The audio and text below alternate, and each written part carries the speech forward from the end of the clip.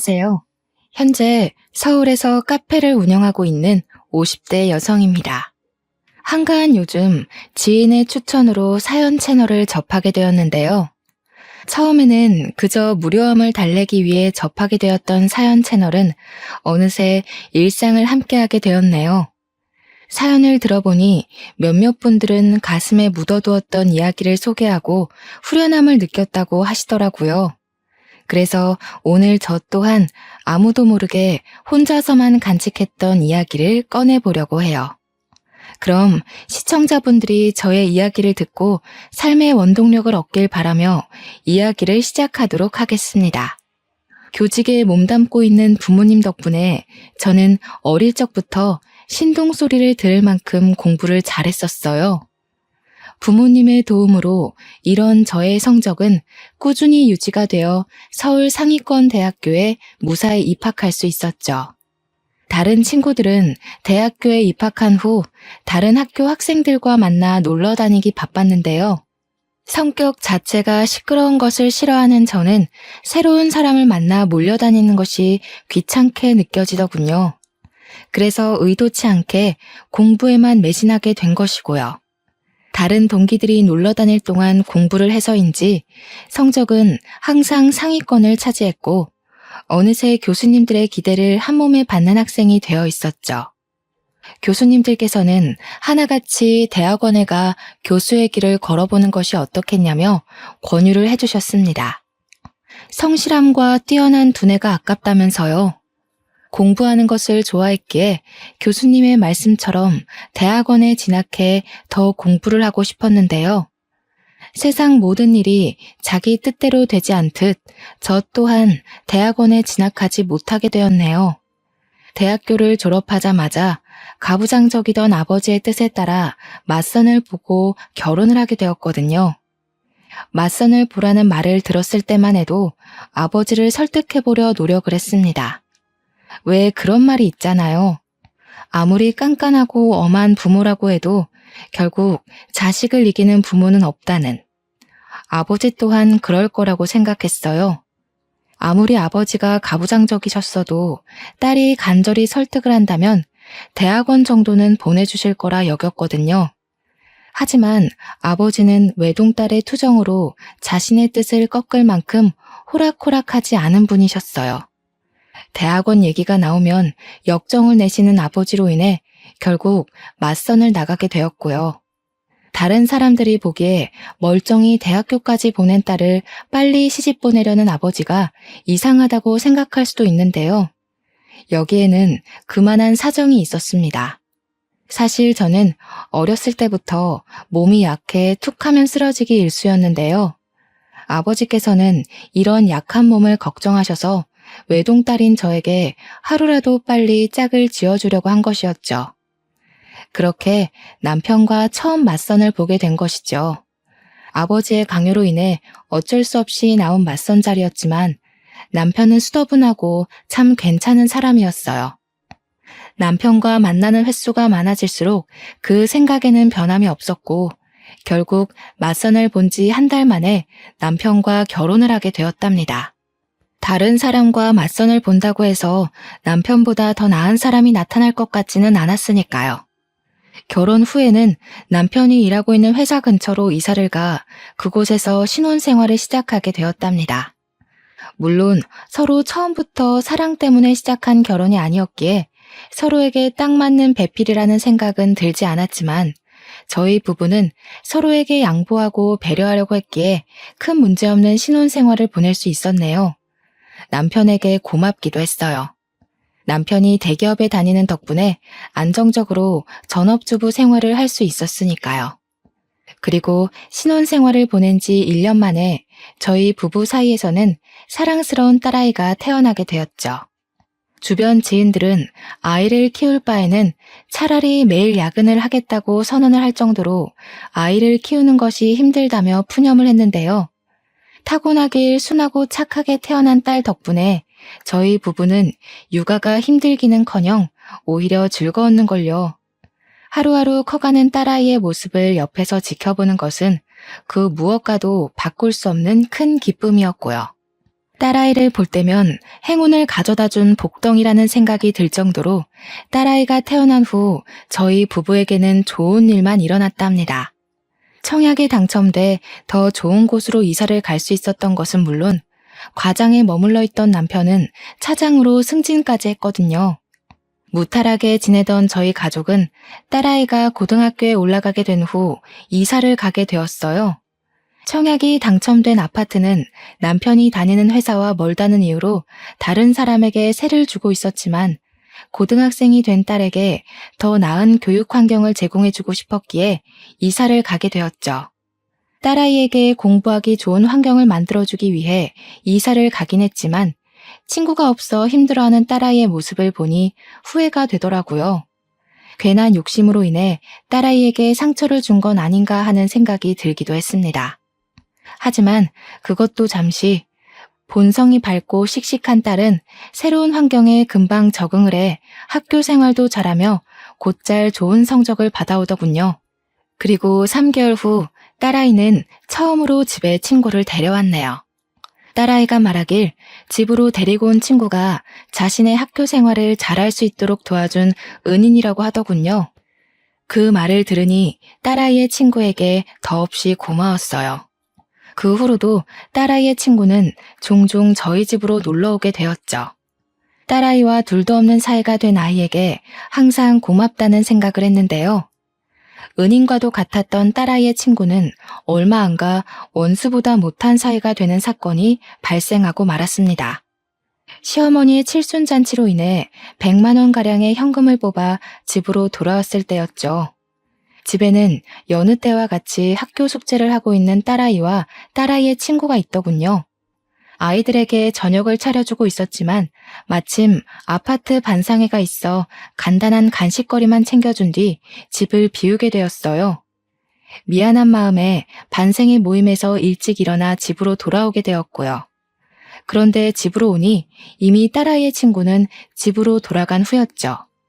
이미 간 아이를 다시 부를 수 없기에 딸아이의 저녁만 차려준 뒤 안방으로 들어오게 되었고요.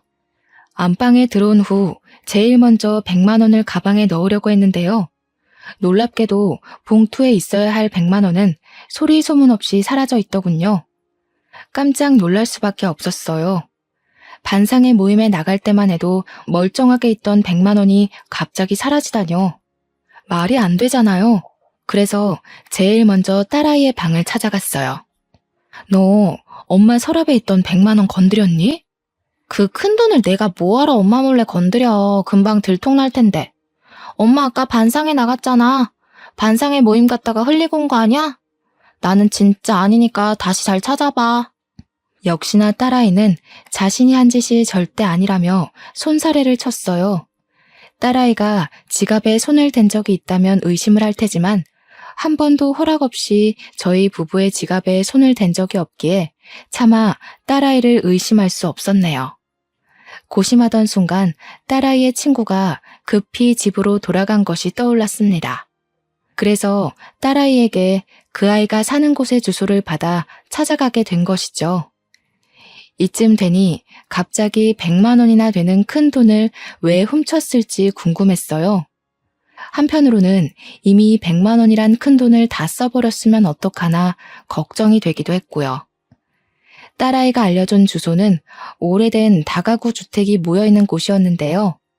딸아이의 친구는 그 중에서도 제일 후미지고 높은 곳에 위치한 판자촌이었습니다. 문을 두드리자 딸아이의 친구는 바로 문을 열더군요. 딸아이의 친구는 제가 자신의 눈앞에 있다는 사실에 깜짝 놀란 표정이었어요. 요리조리 누나를 굴리는 아이의 모습을 보자 확실히 100만 원을 훔쳐간 것이 맞구나 확신이 들었습니다. 안방에 있던 100만 원 네가 가지고 갔니? 네. 자신은 아니라며 딱 잡아댈 줄 알았는데 딸아이의 친구는 의외로 순순히 100만 원을 가지고 간 것이 자신이라고 인정을 했어요. 문을 두드릴 때만 하더라도 남의 돈에 손을 댄 행동을 따끔하게 혼내야겠다고 생각했지만 막상 벌벌 떨고 있는 아이의 모습을 보자 그렇게 못하겠더라고요. 그래서 화를 내는 대신 차분하게 왜 100만 원에 손을 댔는지 물어보았죠. 차분하게 이유를 묻자 딸아이의 친구는 울먹이며 100만 원에 손을 댄 이유를 털어놓기 시작했네요. 죄송해요. 아줌마나 연희가 저한테 해주던 걸 생각하면 절대로 그러면 안 됐는데 엄마 수술비가 모자라서 어쩔 수가 없었어요. 엄마가 수술을 하셨다고? 혹시 어디가 많이 아프시니? 사실 저희 엄마가 암에 걸리셨거든요. 지금까지는 보험회사에서 나오는 보험금으로 꾸역꾸역 버텼었는데 얼마 전에 아빠가 엄마 보험금으로 나온 돈을 가지고 도망가서요. 내일 당장 수술인데다가 돈이라고는 집에 있는 현금 10만 원이 전부여서 그만. 정말 죄송해요, 아줌마. 그러면 안 됐었는데 100만 원 보자마자 눈이 뒤집혀서 배은망덕하게 아줌마가 저한테 잘해주신 것도 까먹고 그만 실수를 저지르고 말았어요. 처음에는 아이의 말을 쉽게 믿을 수가 없었습니다. 아무리 어리다고는 해도 돈 앞에서는 얼마든지 영악해질 수 있는 게 사람이잖아요. 하지만 딸아이의 친구를 따라 병실에 들어간 후 저는 그 아이의 말을 믿을 수밖에 없었네요. 침대에는 위태롭게 산소호흡기를 꽂은 채 앙상하게 말라있는 여자가 누워 있었거든요. 숨만 간신히 쉬고 있는 여자를 보자 가슴이 찡하게 올려오더군요. 아직 20살도 안 된 어린 것이 수술비가 없어서 얼마나 발을 동동 굴렀을까라는 생각 때문에요. 그리고 이런 안타까움은 아픈 아내와 딸을 두고 도망갔다는 남자에 대한 의아함으로 이어졌어요. 딸아이의 친구에게 물어보자 부끄러운 듯 우물쭈물하던 아이는 남자에 대한 설명을 해주었죠. 원래부터 도박 중독자였던 아빠는 엄마와 이혼을 한 후에도 몰래 집으로 들어와 돈을 들고 도망을 가기 일쑤였다고 해요. 아빠가 집안을 쑥대밭으로 만들고 갈 때면 엄마는 술을 마셨었는데요. 처음에는 한 병으로 시작하던 주량이 나중에는 주체할 수 없을 정도로 늘어나 결국 암에 걸리기까지 했다더군요. 기가 막혔습니다.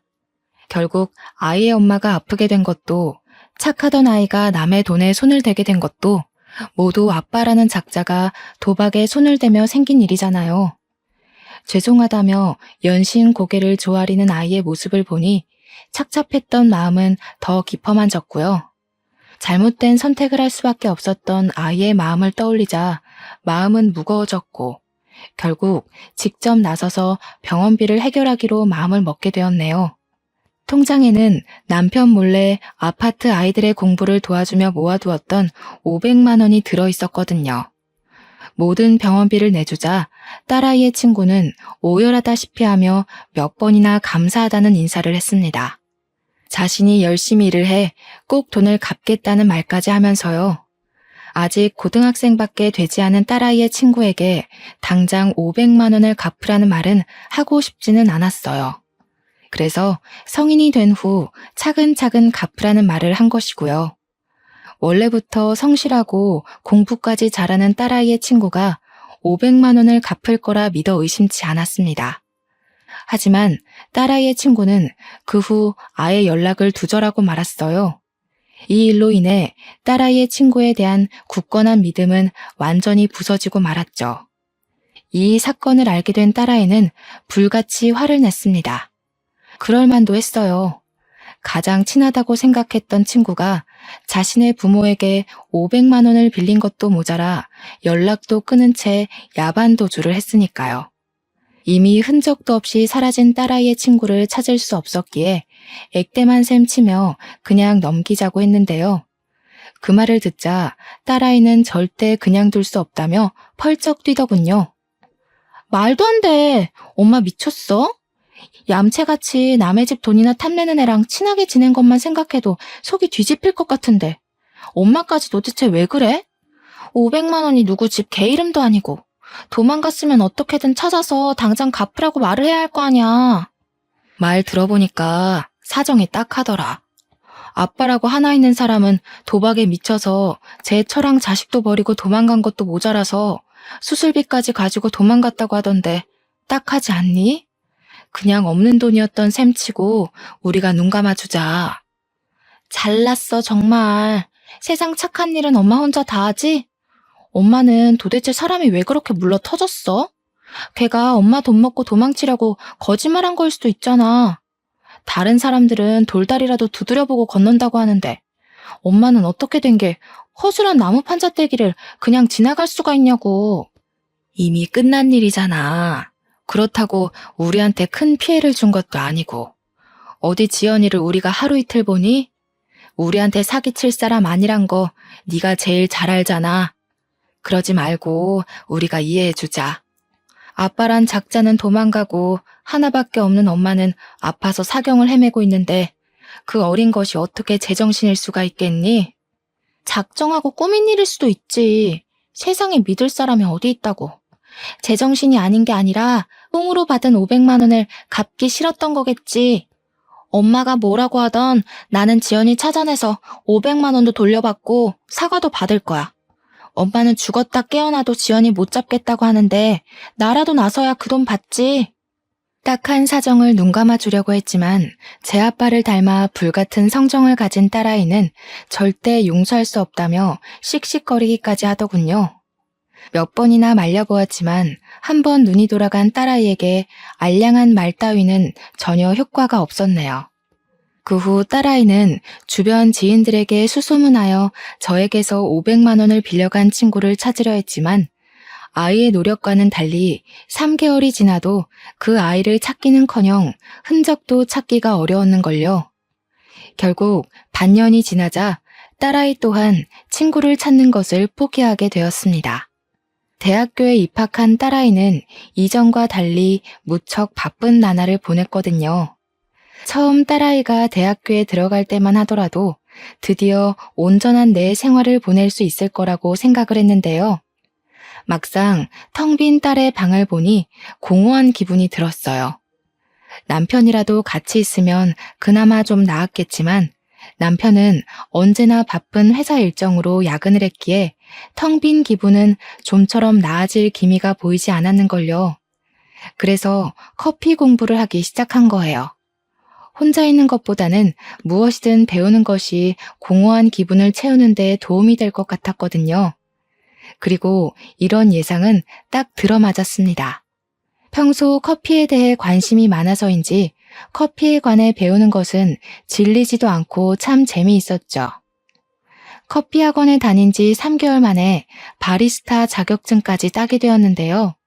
처음에는 그저 자격증만 따고 끝내자고 생각했었지만 시간이 지나다 보니 점차 욕심이 생기더군요. 나만의 카페를 차려서 다른 사람들에게 커피를 내려주고 싶다는 욕심이요. 남편에게 이런 작은 소망을 제일 먼저 이야기하게 됐는데요. 남편은 카페를 차린다는 소리를 듣자마자 콧방귀부터 끼며 무시를 했네요. 당신이 카페를 차린다고? 쓸데없는 소리 하지 말고 밖에서 뼈 빠지게 고생한 신랑 밥이나 잘 차려주고 집안 살림이나 잘해. 당신은 안에서 새는 바가지 밖에서 샌다는 말도 몰라? 집에만 눌러앉아서 사업하는 걸 너무 쉽게 보나 본데 사회생활 한 번 안 해본 당신이 할 줄 아는 게 뭐가 있다고 카페 차린다는 말을 해? 괜히 나댔다가 일 키우지 말고 그냥 집에서 밥이나 하면서 살아. 그게 당신한테 어울리니까. 당신 말을 왜 그렇게 해? 나 쉽게 보고 카페 한다고 말한 거 아니고 나도 나름대로 공부하고 고심해서 말한 거야. 당신 말대로 나 제대로 된 사회생활 한 번 안 해본 가정주부인 거 맞고 터무니없는 소리 하는 게 맞을 수도 있어. 근데 남편이면 아무리 터무니없는 소리라고 해도 들어줘야 하는 거 아니야? 밖에서 돈 벌어오는 것도 피곤한데 내가 당신 헛소리 하는 것까지 들어줘야 돼? 괜히 지나가는 바람에 쓸데없는 생각하지 말고 집안 살림이나 잘해. 남편의 말을 들으니 슬슬 짜증이 나더군요. 치사해 보일까 말은 못했지만 사실 제가 남편보다 더 좋은 대학교에 나왔었거든요. 가부장적이던 아버지의 강요가 아니었다면 남편보다 더 좋은 기업에 가서 일을 할 수도 있었고요. 그렇다 보니 남편이 못 배운 사람 취급하는 것을 도저히 견딜 수가 없었네요. 내가 카페 차리는데 당신한테 돈을 보태달라고 한 것도 아니고 그렇다고 카페 운영을 같이 하자고 한 것도 아닌데 왜 자꾸 삐딱하게 나오는 건데? 내가 집에서 살림만 하자고 당신이랑 결혼한 줄 알아? 당신은 주말마다 등산이며 낚시며 한 주도 안 거르고 나가서 놀면서 나는 왜 집에 처박혀서 살림만 해야 되는데. 아, 참나. 어디 집에서 살림만 하는 여자랑 밖에서 일하는 남자랑 같아? 지금까지 편하게 집에서 살림만 하게 해줬더니 이제 남편한테 바락바락 대들기나 하고 쓸데없이 바람 넣는 옆에 애들 때문에 막 나오나 본데. 당신 지금 다니는 커피 학원인가 뭔가 하는 거 당장 그만둬. 그리고 앞으로 내 앞에서는 카페 차린다는 말 꺼내지도 마. 나는 내 여자가 다른 남자 앞에서 실실 웃음이나 흘리면서 돈 버는 꼴은 죽어도 못 보니까. 알았어? 정말 어이가 없었습니다. 엄연히 커피와 디저트를 즐기기 위해 만들어진 카페를 옆에서 커피나 따라주는 다방 취급을 하다니요. 꽉 막힌 남편의 사고방식을 이해할 수 없을 뿐더러 후회도 되더라고요. 이렇게 꽉 막힌 남자와 결혼해 하고 싶은 일을 포기해야 하는 현재 상황이 말이에요. 그리고 이런 남편의 반대는 오히려 승부욕을 끌어올렸고 될 대로 되라는 심정으로 대출을 받아 카페 사업을 시작하게 되었죠. 물론 처음에는 대출금을 갚지 못할 정도로 장사가 되지 않으면 어쩌나 걱정하기도 했지만 결과는 성공적이었어요. 제가 운영하는 카페는 커피와 케이크가 맛있기로 근처 주부들 사이에서 소문이 났거든요. 덕분에 남편의 주머니에서 나온 쥐꼬리만한 생활비로 살 때와는 비교도 할 수 없을 정도로 풍족한 생활을 할 수 있게 되었죠. 남편 또한 카페에서 나온 수익이 자신의 월급과 맞먹는다는 것을 알게 된 후부터는 아무 말도 하지 않았고요. 그렇게 오기 하나로 차렸던 카페가 동네 맛집으로 선정될 만큼 인기가 많아지는 동안 참 많은 것들이 변하게 되었답니다.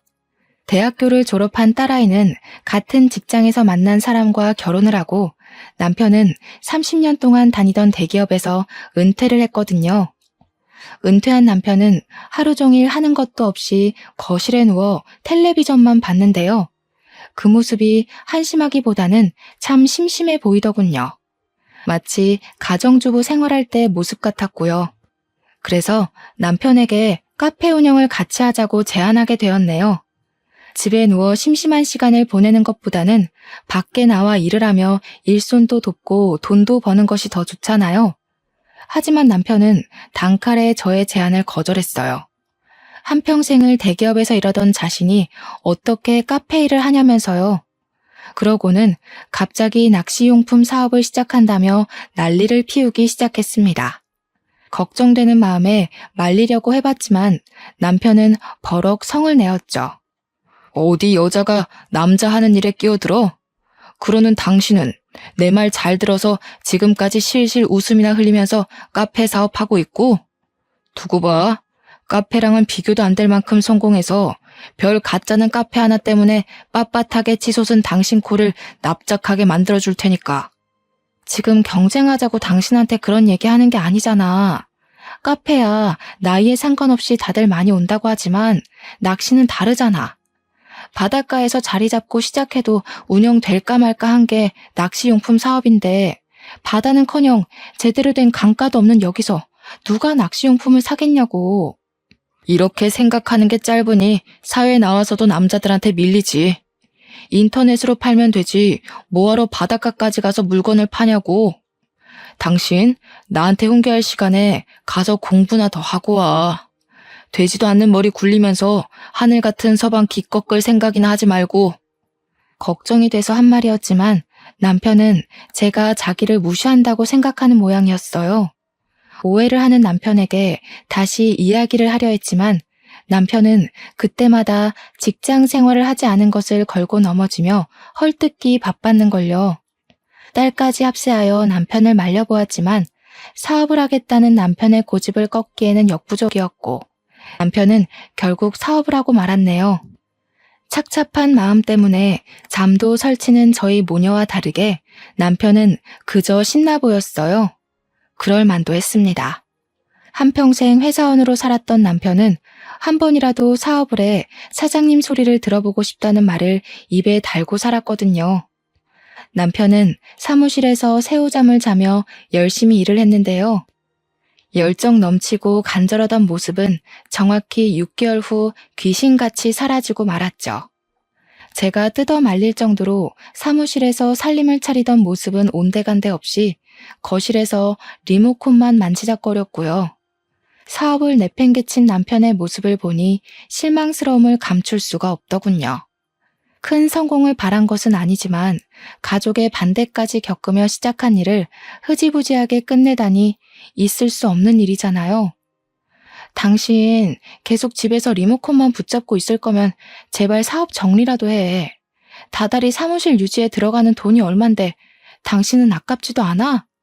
다른 집 마누라들은 남편이 사업한다고 하면 기 살려주려고 온갖 내조는 다 한다던데. 이거는 뭐 내조는커녕 잔소리만 하고 있으니 이래서 머리 검은 짐승은 거두면 안 된다고 하는 건데 내가 당신 하나 편하게 가정주부 시켜주겠다고 뼈 빠지게 일한 게 몇 년인데 그 은혜는 다 어디로 팔아먹으시고 쉬고 있는 남편 바가지나 긁어대는지. 내 사업 망하면 그건 다 당신 입에서 나오는 재수없는 잔소리들 때문이니까 그런 줄 알아. 기가 막혀서 쥐꼬리만한 생활비 주면서 생색은 생색대로 내는 당신 때문에 내가 그동안 얼마나 힘들었는데. 사실 카페 사업 시작한 것도 다 몇 푼 되지도 않는 푼돈 가지고 장난질하면서 사람 심란하게 만들었던 당신 때문이야. 그깟 몇 푼? 당신이 말하는 그깟 몇 푼 벌려고 나는 지난 30년 동안 발바닥이 터지도록 뛰어다녔어. 아유, 됐어. 사회생활도 안 해본 무식한 옆에 내가 뭘 알겠냐? 그냥 말을 말아야지. 참 씁쓸했습니다. 그동안 가족의 행복을 위해 참 열심히 일했다고 생각했었는데 남편에게 돌아온 말이 고작 무식한 옆에내라뇨. 이런 말을 듣고 나니 남편이 아닌 돌아가신 친정아버지가 미워지더군요. 친정아버지께서 저에게 결혼이 아닌 취업을 할 수 있도록 도와주셨다면 최소한 무식한 옆에내라는 소리는 안 들었을 테니까요. 말다툼 후 투명인간 취급을 하는 남편을 보며 결혼은 왜 했을까란 후회감이 밀려옴과 동시에 덜컥 겁이 났는걸요. 남편의 사업이 망해 빚쟁이가 되면 어떡하나라는 걱정이요. 그리고 이런 저의 걱정은 정확히 1년 후 현실로 다가오고 말았네요. 값싼 중국산 용품을 국내산이라 속여 판 것이 결정적인 발단의 원인이었어요. 남편은 원산지를 속였을 뿐만 아니라 싸구려 용품을 비싼 값에 파는 양심 없는 짓까지 했죠. 저희 모녀는 이제라도 사업을 접으라며 빌었지만 정신을 못 차린 남편은 사채업자에게까지 돈을 빌려 사업을 이어나갔고 결국 저희 가족은 건널 수 없는 강을 건너고 말았습니다. 눈덩이처럼 불어나는 이자를 갚지 못하자 사채업자들은 귀신같이 찾아와 남편을 독촉했는데요. 그제야 사태의 심각성을 깨달은 남편은 사업을 정리하려 했지만 이미 상황은 최악으로 치닫고 있었죠. 남편이 사업에서 실패한 후 저희 가족에게 남은 것은 막대한 빚더미뿐이었어요. 남편은 막노동을 하며 돈을 벌었고 하루에 6시간만 카페를 운영하던 저는 영업시간을 24시간으로 바꾸며 빚을 갚기 위해 노력했습니다. 딸아이는 임신 막달의 몸으로 육아휴직도 쓰지 못한 채 일을 나갔고요. 하지만 이런 힘든 상황과 별개로 빚은 늘어만 갔어요. 한평생 살았던 아파트까지 팔았는데 말이죠. 어떻게든 긍정적으로 생각해보려 했지만 나아질 기미가 보이지 않는 상황이 지속되다 보니 머릿속에는 부정적인 생각만 가득했습니다. 부정적인 생각이 가득 찬 머리는 자연스럽게 남편을 원망하게 되었고요. 울고불고 매달렸을 때 사업 접었으면 이 나이에 빚 갚느라 고생할 일은 없었을 텐데 도대체 이게 무슨 날벼락이야? 사업을 하다 보면 실수할 수도 있는 거지. 뭘 그런 걸 가지고 난리야? 당신 아니어도 신경 쓸 게 산더미니까 쓸데없이 짓거려서 일 망치지 말고 가게 문 열고 커피나 팔아. 당신이 커피를 많이 팔아야 그만큼 빚이 줄어들 테니까. 임신 막달인 딸내미까지 일 다니게 해놓고 당신은 미안하지도 않아? 우리는 그렇다고 쳐도 임신한 연인은 도대체 무슨 죄인데? 임신해서 좋은 것만 줘도 모자랄 판에 부모가 진 빚까지 갚으라 하는 게 당신은 말이 된다고 생각해? 그래, 마누라며 딸내미까지 길바닥 나가 돈 벌게 시킨 내가 나쁜 놈이지. 당신 이 말이 듣고 싶었던 거잖아. 아주 속이 시원하겠네. 이참에 동네에 소문나게 광고라도 하지 그래? 돈도 못 벌어오는 주제에 마누라며 딸내미까지 돈 벌어오라고 시킨 남편이랑 사느라 죽을 맛이라고. 제가 원하는 것은 진심이 담긴 남편의 사과였지만 남편은 그마저도 해주지 않더군요. 다짜고짜 화부터 내는 남편이 이해가 가질 않았어요. 자신의 잘못으로 모든 일이 벌어졌다고 하면 사과는 하지 않더라도 최소한 죄책감은 가져야 하는 게 맞잖아요. 남편은 자신의 사업이 망한 것도 사채업자들에게 쫓기며 반지하에 사는 것도 모두 고분고분한 아내를 만나지 못해서라고 했는데요. 모든 것을 남 탓으로 돌리는 남편 때문인지 어느 날부턴가 아랫배가 너무 아파왔어요. 참을 수 없을 만큼요. 처음에는 참아보려고 했지만 복통은 일주일이 지나고 2주일이 지나도 가라앉을 기미가 보이지 않았습니다. 참을 수 없는 복통에 가까운 병원을 방문하자 의사는 정밀 검사를 받아볼 것을 권했습니다. 그리고 검사 결과는 충격적이었습니다. 다른 사람도 아닌 제가 간암 판정을 받다니 믿을 수가 없었죠. 의사는 간암 초기 판정을 받았으니 치료만 잘하면 완치 확률이 높다며 위로를 해주었어요. 무신경한 남편과 달리 어떻게든 위로를 해주려 노력하는 의사를 보니 씁쓸함은 더 심해졌죠. 빚쟁이한테 시달리는 와중에 간암에까지 걸리다니 참 하늘이 원망스럽더군요. 딸아이는 치료에 전념할 수 있도록 자신이 노력한다고 했는데요. 힘든 내색 한번 하지 않고 위로를 해주는 딸아이를 보니 울컥 눈물이 차올랐네요. 만삭의 몸으로 일을 하는 것도 힘들 텐데 못난 엄마의 위로까지 해준 거잖아요. 남편에게는 또 어떻게 말할지를 생각하니 집으로 돌아가는 길이 참 막막했어요. 당장 한 푼이 아쉬운 상황에서 카페 영업을 중단하고 치료에만 전념한다고 하면 빚더미는 금세 불어날 게 눈에 선했거든요. 그래도 용기를 내어 남편에게 말을 꺼냈죠. 참나. 한평생 내 돈이나 파먹으면서 살던 쌀벌레 같은 마누라 드디어 쓸모있나 싶었더니 암이라고 하네. 그래도 암 초기면 금방 죽을 건 아니잖아. 요즘 기술이 좋아져서 암 초기면 금방 털고 일어난다고 하던데. 당신 괜히 입원해서 쓸데없는데 돈 날릴 생각하지 말고 통원 치료하면서 카페 일 계속해. 아빠, 그게 무슨 말이야. 엄마가 누구 때문에 암에 걸렸는데 다 아빠가 사업한다고 엄마 속 썩여서 생긴 일 아니야. 애초에 아빠가 이상한 사업한다고 뻘짓만 안 했어도 말년에 엄마가 이렇게 고생할 일은 없었다고. 이 계집애가 누굴 닮아서 이렇게 건방지게 굴어? 딸이라고 하나 있는 건 평생 밥 먹게 해준 애비한테 대들지를 않나. 마누라는 말년에 아파 죽는다고 곤란 소리를 하지 않나.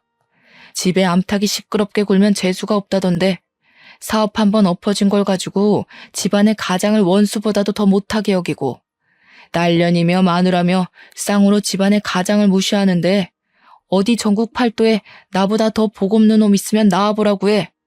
진짜 기가 막혀서. 아빠가 그동안 가족한테 희생한 게 뭐가 있는데? 엄마한테 꼴랑 50만 원 쥐어주고 자기는 전국 팔도 사내짐이 다 먹으러 다녔으면서 아빠는 뭐가 그렇게 떳떳하고 당당해? 꼴랑 50만 원?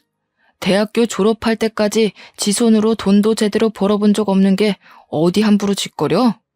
아빠, 뭘 단단히 착각하고 있는데 나 대학교 들어가고 나서 엄마한테 피해주기 싫어서 손에 닥치는 대로 일하면서 내 손으로 번 돈으로 용돈하고 학비 내면서 다녔어. 근데 뭐? 돈을 제대로 벌어본 적이 없다고? 이 개집애가 어딜 자꾸 애비 말하는데 토를 달아? 됐고, 당신 돈 벌 거 아니면 보험금으로 나온 돈 반 나누고 당장 이혼서류에 도장 찍어. 난 병든 마누라 똥수발 들 생각 죽어도 없으니까. 병간호를 바란 것은 아니지만 남편의 입에서 이혼하자는 소리가 나올 줄은 몰랐네요. 아무리 사랑 없이 시작한 결혼이라지만 그래도 한 입을 덮고 지낸 시간이 20년인데 자기한테 이득이 없다는 이유로 사람을 일회용품처럼 버릴 줄은 몰랐는걸요. 남편의 반응을 본 딸 또한 남편과 당장 이혼부터 하라며 길길이 날뛰었고요. 딸아이는 계속해서 이혼할 것을 밀어붙였지만 저는 계속해서 이혼하는 것을 미루어왔습니다. 미련하다고 생각하실 수도 있지만 시간이 지나면 남편이 정신을 차리고 이혼하자고 말한 것을 후회할 줄 알았거든요. 하지만 남편이 자신의 잘못을 깨달은 날은 오지 않았어요. 오히려 치료를 위해 입원한 병실까지 찾아와 이혼을 하라며 난동을 부렸죠. 계속해서 이혼을 강요하는 남편의 추태에 못 이겨 결국 이혼을 하게 되었습니다. 도저히 남편의 행패를 받아줄 재간이 없었으니까요. 이혼을 한 후에는 카페 영업도 중단한 채 오직 투병에만 집중하게 되었는데요. 그쯤 남편은 파산 신청을 했기에 오히려 마음이 더 홀가분하더군요. 더 이상 갚아야 하는 돈을 신경 쓸 일은 없는 거니까요. 그래서 되도록 긍정적인 마음을 먹기 위해 노력하며 투병 생활에도 그 누구보다 적극적으로 임하게 되었네요. 하지만 빨리 낫고 싶다는 간절한 마음과는 다르게 몸은 하루가 다르게 나빠졌어요. 치료를 할수록 악화되는 몸 상태에 결국 카페를 처분하기까지 이르렀고요. 10년 넘게 운영하던 카페를 처분하는 것이 쉬운 일은 아니었지만 몸이 따라주지 않았기에 어쩔 수가 없었죠. 그리고 카페를 내놓은 지 일주일도 안 돼 부동산에서 연락이 오더군요. 카페를 인수하겠다는 사람이 나타났다면서요. 카페를 인수하겠다는 사람이 나타난 것은 기쁜 일이었지만 한편으로는 착잡하기도 하더라고요. 어찌되었던 10년 동안 정들었던 카페를 내놓아야 하는 일이었으니까요. 무작정 기쁘지도 무작정 슬프지도 않은 마음에 카페를 가게 되었는데요.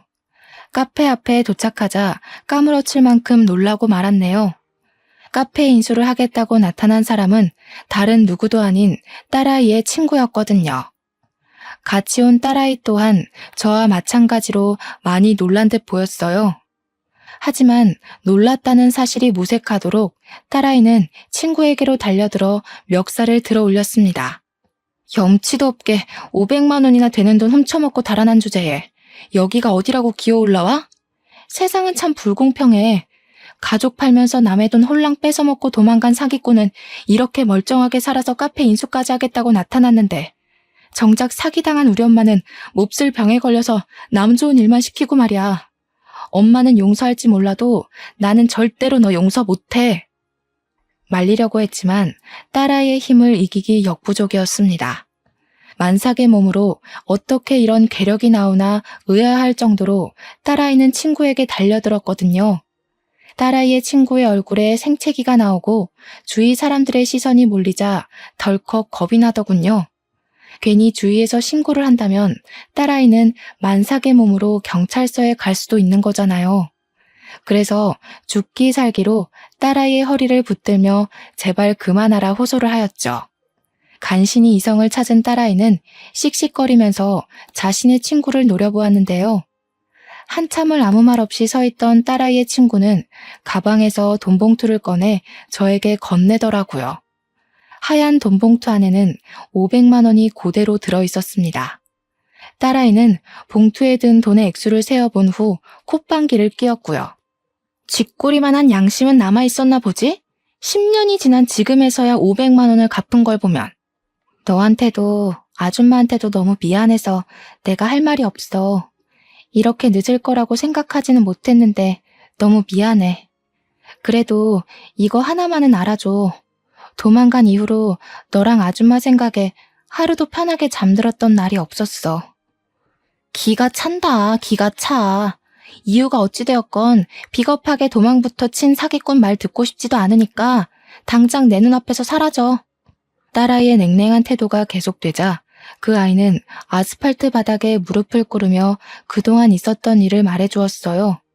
알고 보니 엄마는 수술 도중 눈을 감게 되었고 장례식을 치르는 도중 빚쟁이들이 찾아왔다고 해요. 아빠라는 작자가 아이의 앞으로 헤아릴 수도 없을 만큼의 도박빚을 달아놓은 것이었죠. 아빠의 도박빚을 갚다 지친 아이는 저에게 빌린 500만 원은 갚을 엄두조차 않나 도망치게 된 것이고요. 몇 년간 도박빚 때문에 빚쟁이들을 피해 다니며 살던 아이는 우연한 계기로 쇼핑몰 사업을 시작했다고 했고 사업은 대박이 났다고 해요. 아빠의 도박빚을 다 갚은 후에는 자연스럽게 저에게 빌려갔던 500만 원이 생각났고요. 그래서 수소문에 저희 모녀를 찾아온 것이죠. 절절한 사연에 가슴이 아파왔는데요. 딸아이는 냉소적인 반응을 보였어요. 딸아이의 친구는 어떻게든 자신이 돕겠다고 했지만 딸아이는 그런 친구의 손을 뿌리쳤고요. 소동이 있은 후 저는 다시 투병 생활을 시작했는데요. 의사는 조심스럽게 간 이식을 권하더군요. 항암 치료를 하면 할수록 몸 상태는 점점 나빠졌기에 간 이식이 최후의 방법이라면서요. 절망적이었습니다. 이혼한 남편은 절대로 간 이식을 해줄 리가 없었고 임신 막달인 딸에게는 죽어도 간 이식을 받고 싶지 않았거든요. 그런데 세상에 죽으라는 법은 없는지 얼마 후 의사는 기증자가 나타났다며 수술 준비를 하라고 말을 했어요. 간 이식을 받을 수 있다는 소식에 어찌나 기쁘던지 기증자에게 감사한 마음이 드는 동시에 안도감이 들어 눈물이 쏟아지더라고요. 그렇게 기증자의 도움으로 수술을 받은 후 일주일이 지났는데요. 문득 딸아이의 친구가 인수해간 카페를 잘 운영하고 있을지 궁금해지더군요. 그래서 연락을 하게 되었고요. 그런데 놀랍게도 딸아이의 친구는 저와 같은 병원에 입원해 있다고 했어요. 같은 병원이란 말을 듣고 당장 몸을 일으켜 가게 되었습니다.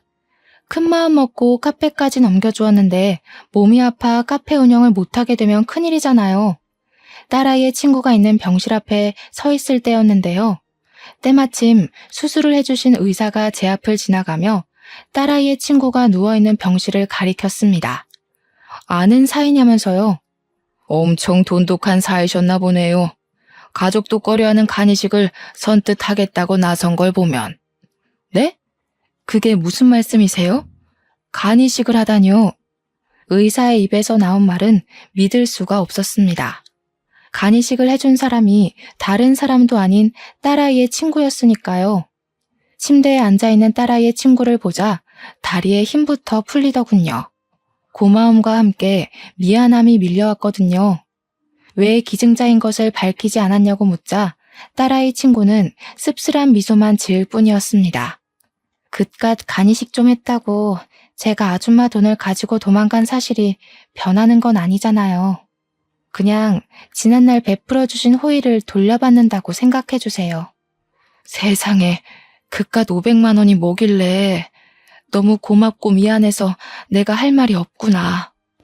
물론 엄마가 수술을 받아 돌아가시긴 했지만 그래도 아줌마가 500만 원을 빌려주신 덕에 후회는 안 했어요.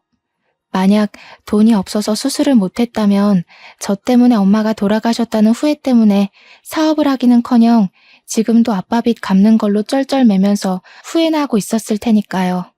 제가 엄마를 편하게 보내드린 것도 사업을 해서 이렇게 큰 돈을 벌게 된 것도 다 아주머니 덕분이에요. 그러니까 저한테 미안한 마음 갖지 마시고 건강하게 오래오래 사세요. 그래야 카페 영업도 다시 하시죠. 더 힘든 일을 겪었으면서 오히려 위로를 해주는 모습에 참 마음이 아파졌네요.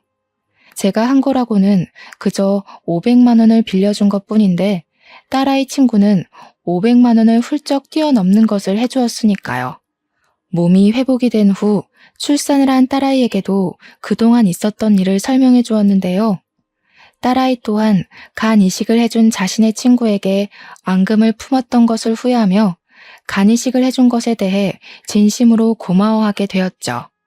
퇴원을 한 후 저는 딸아이의 친구 덕분에 간암을 완전히 완치한 후 다시 카페 운영에 힘을 쓰고 있어요.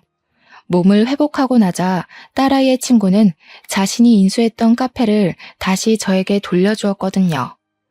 아직 무리를 하면 안 되기에 무리하지 않은 선에서 열심히 카페 일을 하고 있어요. 아프고 나니 삶을 건강하게 산다는 것이 얼마나 감사하고 소중한 일인지 깨달았으니까요.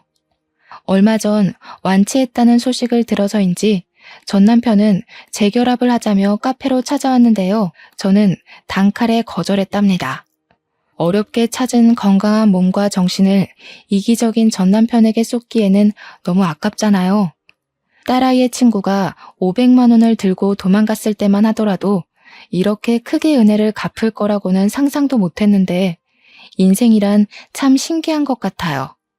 이번 일을 계기로 다시 한번 깨닫게 되었죠. 선행을 베풀면 언제가 되더라도 자신에게 꼭 돌아온다는 것을요. 현재 저는 딸아이의 친구를 하늘이 내려준 소중한 천사라 여기며 자식처럼 잘 지내고 있답니다. 사연을 신청하시는 분들께서도 주변에 힘든 사람이 있다면 외면하기보다는 작은 손길을 내밀어 주셨으면 좋겠어요. 그러면 언젠가 자신이 베풀었던 작은 선행은 그 배가 되어 돌아올 것이니까요. 그럼 지금까지 길었던 저의 이야기를 들어주신 시청자분들에게 감사 인사를 올리며 이야기를 마무리하도록 하겠습니다. 이야기를 들어주신 시청자분들 진심으로 감사드리며 모두들 베푸는 삶을 사시길 바랄게요. 감사합니다.